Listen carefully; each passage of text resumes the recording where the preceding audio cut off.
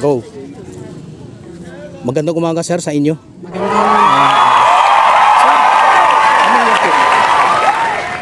Ano po ang masasabi nyo sa pagdiriwang ng undas sa panahon ngayon at panahon noon?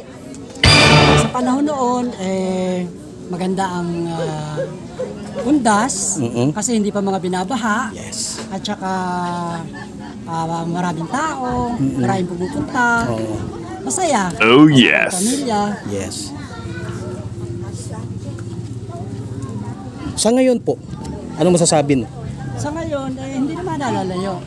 Hindi pa rin nawawala yung tradisyon ng araw. Kaya lang, mas marami nang hindi nakapunta dahil yung iba nasa ibang bansa na, yung iba ay wala na. Kaya ang kadalasan nagpupunta ay mga pamangkin na lang, mga apo, yung mga anak na naiwan, yan na lang ang mga naano. Pero masaya pa rin naman. Sir, are you from? Kuwait po. Wow, magandang lugar yon, Kuwait. Pangalan nyo sir? JR.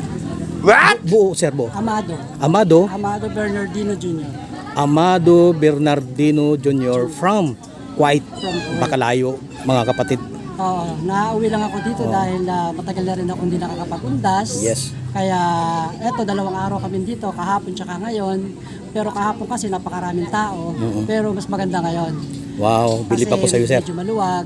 At eto, nakakagalaw lahat. Kasama yung pamilya sa taga Maynila, taga dito rin sa Bulacan. Kaya eto, masaya. Sama-sama. Okay. Plus ko lang po yung ano mo, dinalaw mo mahal sa buhay. Yung dinalaw, mahal yan sa buhay. Ama, ina, pamangkin. Sir, salamat po sa pag-unlak sa aking interview. Yung pag-interview. God bless you more. Ingat po sa pag-uwi uli sa Kuwait. God bless you. Happy vloggers po. Thank you.